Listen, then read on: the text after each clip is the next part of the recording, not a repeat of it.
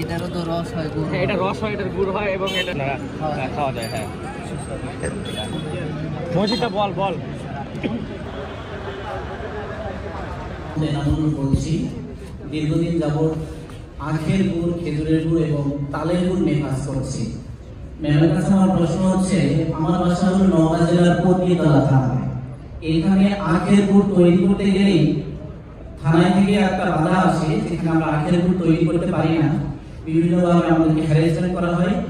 দ্বিতীয় নম্বর প্রশ্ন হচ্ছে, তালের পাল্প সংগ্রহ করে সেখান থেকে আমরা গুড় সংগ্রহ করি। তালের পাল্প সংগ্রহ করার পরে গুড়ে যে গুড়টা বানাই, এখানেও কিন্তু ফাঙ্গাস আসে। এর বিষয়ে যদি একটু হেল্প করতেন। এটা আপনার যেটা বললেন 2 বছর আগের প্রবলেম।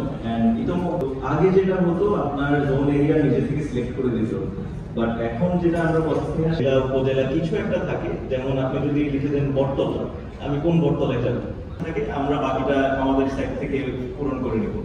এটা আপনার সেক্ষেত্রেও হবে। আমাদের একটা ডেডিকেটেড টিম আছে এটার জন্য। তাছাড়া আমাদের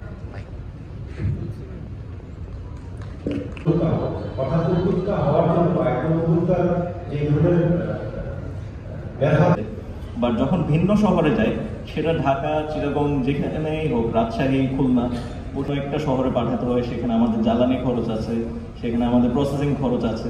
সো সবকিছু মিলিয়ে আছে। আমরা জানি এরকম একটা পরিবেশে সবসময় আমাদের সাথে কাজ করতে পারি, সেই দোয়া আছে আমি আমার সব